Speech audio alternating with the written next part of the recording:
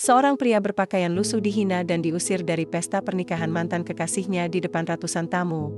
Namun hanya 1 jam kemudian, ia kembali dan membuat seluruh ruangan terdiam. Siapa sebenarnya pria ini? Dan apa yang ia bawa hingga mampu membalikan suasana dalam sekejap? Saksikan kisah nyata penuh haru, penyesalan, dan kemenangan sejati yang tak diukur dari penampilan luar. Sebelum kita lanjut ceritanya, jangan lupa untuk like, komen, dan subscribe channel Putri Nara Story ya. Komen dari mana asal kamu menonton cerita ini. Dukungan kalian sangat berarti agar kami bisa terus menghadirkan kisah-kisah inspiratif, penuh emosi, dan menyentuh hati. Aktifkan juga lonceng notifikasinya biar kamu gak ketinggalan episode terbaru. Siang itu, mentari Jakarta bersinar cerah seolah ikut merayakan kebahagiaan sepasang mempelai yang sedang melangsungkan pesta pernikahan megah di sebuah hotel bintang 5 kawasan Kuningan. Tamu-tamu berdatangan, turun dari mobil-mobil mewah, berbalut kebaya modern dan jas mahal. Karpet merah membentang panjang dari lobi hotel menuju ballroom di lantai atas. Di tengah kemewahan itu, sebuah pemandangan ganjil muncul di ujung trotoar seberang jalan. Seorang pria berpakaian lusuh berdiri diam. Kemejanya pudar, celananya kusam, dan sandal jepit yang hampir putus menempel lemah di kakinya. Di tangannya, tergenggam sebuah amplop putih kecil, sudah lecek di sudutnya. Rambutnya acak-acakan, wajahnya berminyak, tapi tatapannya tenang. Ia memperhatikan setiap tamu yang masuk ke hotel, matanya mencari seseorang, atau mungkin sebuah kenangan yang belum selesai. Pria itu melangkah pelan menyeberang. Beberapa ojek online yang sedang menunggu penumpang sempat melirik, tapi tak ada yang menyapa. Ia melangkah pasti menuju pintu lobi hotel. Namun, langkahnya langsung terhenti oleh seorang satpam tinggi berjubah putih. "Permisi, Mas," ucap satpam dengan sopan tapi tegas. "Ini acara private. Bisa tunjukkan undangannya?" Pria itu, Aditya namanya, menggeleng pelan. "Saya tidak punya undangan. Saya hanya ingin menitipkan sesuatu." Satpam menatapnya dari ujung kepala hingga kaki. Kemudian satpam kedua ikut mendekat. "Kalau nggak ada undangan, maaf Mas, nggak bisa masuk. Ini tamu-tamu penting semua. Jangan sampai ada yang risih." Beberapa tamu yang lewat ikut memperhatikannya. Seorang ibu berbisik pada suaminya, "Lihat tuh pengemis.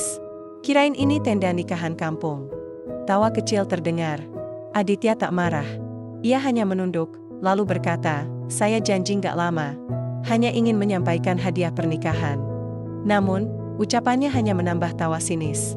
"Ia dapat pengganggu sesuatu yang tak pantas berada di tempat semua itu." Tak ada yang tahu, pria itu bukan sekadar tamu tak diundang. Ia adalah bagian dari masa lalu mempelai wanita, seseorang yang pernah mengisi hatinya, dan 1 menit setelah itu, semuanya akan berubah. Setelah penolakan yang dingin dari satpam dan ejekan tamu yang lewat, Aditya tak bergeming. Ia berdiri di depan pintu masuk ballroom, menatap ke atas, ke arah kaca bening tempat lantai pesta terlihat samar. Di sana, ia melihat gemerlap lampu, gantung kristal, denting tawa para tamu, dan sesosok wanita dalam gaun putih yang begitu ia kenal, Nadine. Tangannya semakin erat menggenggam amplop putih kecil itu, seolah menyimpan sesuatu yang tak boleh lepas. Bukan hanya kertas di dalamnya, tapi juga harapan terakhir, kenangan, dan keberanian yang ia kumpulkan bertahun-tahun. "Saya hanya ingin menitipkan hadiah ini," ucapnya sekali lagi pada panitia pernikahan yang mendekat, seorang pria berjas rapi. Namun, pria itu hanya mengernyit, lalu menyuruh satpam agar Aditya menjauh. "Tolong, Mas. Jangan bikin malu di sini," bisik salah satu staf panitia sambil melirik ke arah tamu-tamu penting yang mulai memperhatikan. Seorang fotografer bahkan sempat mengarahkan kamera sebelum dihalangi oleh panitia. "Bukan untuk dokumentasi," katanya dingin. Tawa-tawa kecil terdengar lagi. Seorang wanita parubaya bersandar pada suaminya dan menunjuk Aditya sambil menertawakannya. Gayanya bawa amplop segala. Mikir dia siapa? Aditya menarik napas panjang. Ia tahu, ini bukan tempatnya. Ia tak punya undangan, tak punya jas, dan bahkan tak punya sepatu yang layak. Tapi ia datang bukan untuk memamerkan sesuatu, bukan untuk membuat keributan. Hanya ingin memberikan satu hadiah. Satu ucapan selamat yang tak pernah sempat ia ucapkan. Ia menoleh sekali lagi ke arah ballroom. Dari balik kaca, Nadine berdiri anggun. Di pelaminan, tersenyum ke arah suaminya, Reza. Aditya menatap lama, lalu mengangguk pelan. "Saya mengerti," bisiknya lirih. Ia melangkah menjauh perlahan. Tapi dalam hatinya, ia tahu, dalam waktu kurang dari 1 jam, pesta itu tidak akan pernah sama lagi, tak ada yang tahu siapa dia sebenarnya. Tapi mereka kan tahu. Dan ketika waktunya tiba, ruangan itu tak hanya akan diam, tapi membeku. Masih dengan langkah pelan, Aditya menuruni anak tangga menuju area parkir bawah hotel. Tapi pikirannya justru melayang jauh ke masa lalu, ke hari-hari saat cinta itu belum dirusak oleh kenyataan. Ia dan Nadine pertama kali bertemu di perpustakaan pusat kampus. Saat itu, buku mereka tertukar. Nadine yang sedang mencari referensi visual untuk tugas akhirnya, dan Aditya yang sedang mencari literatur tentang bisnis startup. Dari perdebatan kecil di meja resepsionis, lahirlah percakapan hangat yang tak berhenti sejak hari itu. Mereka mulai sering bertemu. Duduk di tangga batu depan fakultas, makan gorengan 5.000, dan saling mencoret tangan dengan spidol ketika bosan mendengar dosen. Nadine sering berkata, "Kamu itu nyebelin, tapi hangat." Dan Aditya akan menjawab dengan senyum diam-diam. Namun, tahun kedua hubungan mereka diuji. Bisnis makanan ringan yang dijalankan Aditya mengalami masalah besar. Kasus keracunan menimpa beberapa pelanggan. Reputasinya hancur, ia harus mengembalikan uang pinjaman teman-temannya. Semua simpanannya ludes. Ia mulai menjual risoles di pinggir jalan, berdiri di antara pedagang asongan dan bisingnya angkot. Panas, debu, dan peluh jadi teman hariannya. Nadine awalnya setia menemani. Ia membawa teh botol, sesekali ikut membantu melayani pembeli. Tapi, pelan-pelan, wajahnya mulai berubah. Senyumnya menjadi pudar, dan alasannya untuk absen mulai banyak. "Papa nggak setuju aku terus bareng kamu, Mas. Dia bilang kamu nggak punya masa depan." Kalimat itu keluar saat mereka duduk di bawah pohon flamboyan di belakang kampus. Aditya tak membantah. "Ai tahu, kadang sentapun tak kakap jika kenyutan memaksa." Ia tak memaksa Nadine untuk tinggal. Ia hanya menyerahkan mawar merah dan sebuah proposal hidup sederhana yang ia tulis dengan tangan sendiri, lalu berjalan pergi. Dan kini, bertahun-tahun setelah Nadine menutup pintu hatinya dan menghilang tanpa jejak, Aditya berdiri di ambang pintu. Pesta mewahnya. Bukan untuk meminta kembali cintanya. Bukan untuk merebut. Tapi untuk membuktikan bahwa yang dulu mereka remehkan, masih ada. Dan masih setia pada dirinya sendiri. Malam ketika ditolak di depan rumah Nadine, Aditya duduk sendirian di atap kamar kosnya yang sempit. Ia menatap bintang-bintang yang bersembunyi di balik kabut kota, lalu menatap bunga mawar yang mulai layu di tangannya. Kemeja putih terbaiknya terasa sia-sia, celana kain yang disetrika rapi hanya jadi saksi dari sebuah penghinaan diam-diam. Dan proposal hidup sederhana yang ia tulis sendiri dengan tinta biru, kini tak lebih dari kertas yang tak dibaca ponselnya. "Berjuder." Sebuah pesan masuk dari Nadine. "Maaf, Mas. Aku nggak sanggup. Aku butuh hidup yang pasti." Tidak ada kata, "Selamat tinggal," tidak ada penjelasan panjang. Hanya kalimat itu, pendek, dingin, dan tajam. Aditya membaca berkali-kali, tapi tidak membalas. "Ia hanya meletakkan ponselnya di sebelah dan berkata dalam hati, aku akan balas dendam. Tapi bukan dengan benci. Aku akan jadi seseorang, bukan untuk mereka, tapi untuk diriku sendiri." Tahun-tahun setelahnya bukan jalan yang mudah. Ia bekerja serabutan, tidur di lantai indekos, makan seadanya, tapi tidak pernah berhenti belajar. Ia membaca, menulis, merancang, mencoba bisnis kecil dari modal pinjaman yang hanya cukup untuk beli satu rak telur. Tapi ia bangkit, hingga suatu hari, nama Aditya Pranata muncul dalam daftar Forbes Asia 30 Under 30. Sebuah penghargaan bergengsi untuk pengusaha muda dengan pengaruh besar di bidang teknologi. Startup miliknya, Logik STRS, menjadi platform digital yang mengubah cara usaha mikro beroperasi di seluruh Indonesia. Namun, yang membuatnya berbeda adalah, ia tak pernah tampil di media. Menolak wawancara, menolak popularitas. Ia masih tinggal di apartemen studio di BSD, makan nasi telur sambal, dan naik motor ke kantor meski punya koleksi mobil sport yang tak pernah ia pamerkan. Sampai suatu pagi bulan Juli, asistennya menyerahkan sebuah undangan mewah. Tebal, dengan pita emas dan tulisan tangan halus, Nadine Preza Wedding Celebration. Aditya menatapnya lama. Ia tahu saat itu juga, ia harus datang. Tapi bukan sebagai CEO. Bukan sebagai pengusaha sukses. Ia ingin datang sebagai Aditya. Yang dulu, pria yang ditolak karena dianggap tak punya masa depan. Dan malam itu, ia memutuskan, ia akan memberi perpisahan yang tak akan pernah dilupakan. Malam itu, tepat saat langit mulai berubah jingga, dua mobil mewah berhenti di pelataran The West Jakarta Hotel. Yang pertama adalah mobil hitam elegan keluaran Eropa, Dan yang kedua, sedan sport terbaru berwarna merah marun yang berkilau seperti baru keluar dari showroom. Dari mobil kedua, seseorang turun. Posturnya tegap, wajahnya tenang, dan langkahnya mantap. Ia mengenakan setelan jas biru tua berpotongan presisi, dasi abu-abu gelap yang serasi, dan sepatu kulit coklat yang mengilap. Rambutnya tersisir rapi ke belakang, menunjukkan garis wajah yang tajam dan penuh wibawa. Tamu-tamu yang tadinya tertawa dan bersenda gurau langsung terdiam. Semua mata mengikuti pria itu. Beberapa bahkan mulai merekam diam-diam dengan ponsel mereka. Tak ada yang menyapa, tak ada yang bersuara. Mereka hanya tahu, seseorang yang besar telah tiba. Aditya melangkah melewati pintu hotel, berjalan lurus melewati satpam yang tadi menolaknya, tanpa sepatah kata. Ia hanya mengangguk kecil. Bukan dengan sombong, tapi dengan tenang, seperti seorang tamu terhormat yang datang bukan untuk mencari perhatian. Tak ada yang menyangka, pria berjas mahal itu adalah orang yang sama yang 1 jam lalu berdiri di luar dengan kemeja pudar dan sandal jepit. Tapi kini, penampilannya mengubah segalanya. Seolah dunia berbalik arah, di dalam ballroom, acara pernikahan terus berjalan. Musik jazz lembut mengalun, MC memanggil anggota keluarga untuk sesi foto. Tapi begitu Aditya muncul, seluruh ruangan seperti tertarik oleh gravitasi baru. Semua pandangan, tanpa terkecuali, tertuju padanya. Ia tak memperkenalkan diri. Ia tidak berbicara. Ia hanya berjalan lurus menuju meja tamu kehormatan di depan pelaminan. Di tangannya, 2 kotak hitam kecil dibawa dengan hati-hati, seperti membawa sesuatu yang lebih dari sekadar hadiah. Sesuatu yang mengandung pesan dan kenangan. Langkah-langkahnya tak terburu, tapi pasti. Dan tanpa harus berkata apapun, semua orang mulai sadar, ini bukan tamu biasa, ini adalah seseorang yang pantas membuat seluruh pesta terdiam hanya dengan satu kehadiran. Aditya berdiri di depan pelaminan, hanya beberapa langkah dari pasangan pengantin.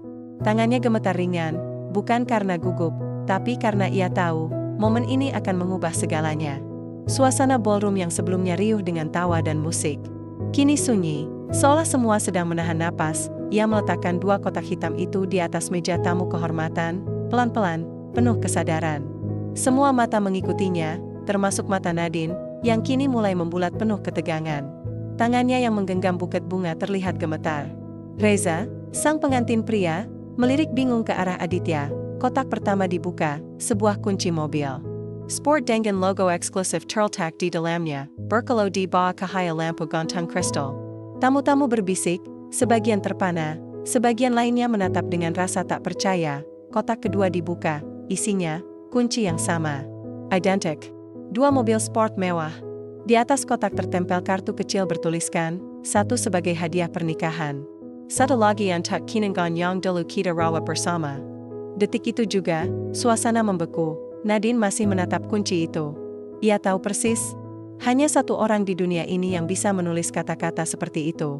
Tangannya bergetar hebat, dan bunga di pelukannya nyaris jatuh. Matanya mulai berkaca, bibirnya terbuka seperti ingin berbicara, tapi tak satu kata pun keluar. Aditya, bisiknya lirih. Reza menoleh cepat, penuh curiga. Tapi Aditya tak menatap mereka. Ia hanya menunduk sopan, lalu membalikkan badan. Tidak satu pun tepuk tangan, tidak ada seruan kekaguman, hanya keheningan. Seperti dunia berhenti sejenak, langkah Aditya perlahan meninggalkan pelaminan, melewati deretan tamu yang kini hanya bisa memandanginya dalam diam. Beberapa dari mereka mulai berbisik pelan, menyebutkan nama yang mereka kenal dari artikel bisnis atau seminar wirausaha. Itu Aditya Pranata, kan? Yang nolak semua investor asing itu, CEO Logik STRS? Tapi Aditya tidak peduli. Ia tidak datang untuk kemegahan. Ia hanya ingin mengucapkan selamat tinggal, dengan cara yang tak akan pernah mereka lupakan. Langkah kaki Aditya menjauh dari pelaminan. Namun bukan hanya tubuhnya yang pergi, ia membawa serta keheningan yang menyesakkan. Semua tamu terdiam, lidah-lidah keluh seolah tak mampu mengejar apa yang baru saja terjadi. Di atas pelaminan, Nadine berdiri kaku. Buket bunga yang tadi hampir jatuh kini benar-benar tergeletak di lantai karpet mewah. Tangannya bergetar hebat, matanya menatap kosong ke arah pintu tempat Aditya baru saja menghilang. Di sampingnya, Reza, suaminya, berusaha tetap tenang, tapi ekspresinya berubah tegang. Ruangan itu, yang semula penuh tawa dan musik, kini dipenuhi bisikan dan tatapan bingung. Beberapa tamu diam-diam mulai membuka ponsel, mencari nama Aditya Pranata. Dan mereka menemukannya, artikel-artikel bisnis, seminar inspiratif, daftar Forbes Asia, itu dia, yang paling muda dalam daftar, 30 under 30.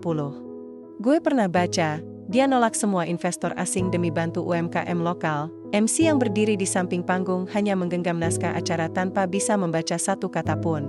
Mikrofon sudah tak terdengar. Bahkan musik latar pun dihentikan. Di tengah keheningan itu, Nadine memejamkan mata, mencoba menarik napas panjang. Tapi dadanya terlalu sesak. Bayangan masa lalu bermunculan, saat mereka duduk di tangga kampus, makan gorengan bersama, dan berbagi impian dengan sederhana. Ia dulu mencintai Aditya, sungguh. Tapi ia juga pernah menolak Aditya, bukan karena tak cinta, tapi karena takut hidup susah. Karena ingin kenyamanan. Karena ia percaya pada standar orang tuanya, dan malam itu, seluruh keputusan masa lalu membentuk satu pukulan telak yang tak bisa dihindari. Bukan karena Aditya sekarang kaya atau sukses, tapi karena ia tetap menjadi dirinya sendiri, tulus, tenang, dan tanpa dendam. Reza akhirnya bersuara, pelan namun penuh tekanan. Kamu tahu dia bakal datang? Nadine menggeleng, air matanya mulai jatuh satu persatu. Kenapa kamu diam aja waktu dia berdiri di situ? Nadine menunduk, suaranya pelan. Karena aku malu, dan dalam hati kecilnya, ia tahu, malam itu bukan soal pesta yang gagal, tapi tentang satu pelajaran yang sangat mahal, bahwa menilai seseorang dari penampilan luar, bisa jadi kesalahan paling besar dalam hidup. Beberapa jam telah berlalu sejak pesta itu berakhir. Ballroom mewah The West Jakarta mulai sepi. Para tamu sudah pulang, dekorasi bunga mulai layu, dan suara musik pun telah dihentikan. Namun di lantai atas, di salah satu kamar suite, Nadine duduk. Di ujung ranjang pengantin. Gaun putihnya masih dikenakan, tapi kini tampak kusut dan tak lagi bercahaya. Wajahnya sayu, matanya sembab, dan tangannya memegang kotak kecil pemberian Aditya. Reza berdiri di dekat jendela, menatap kota Jakarta yang masih terang dan hidup. Namun di dalam kamar itu, hanya ada diam.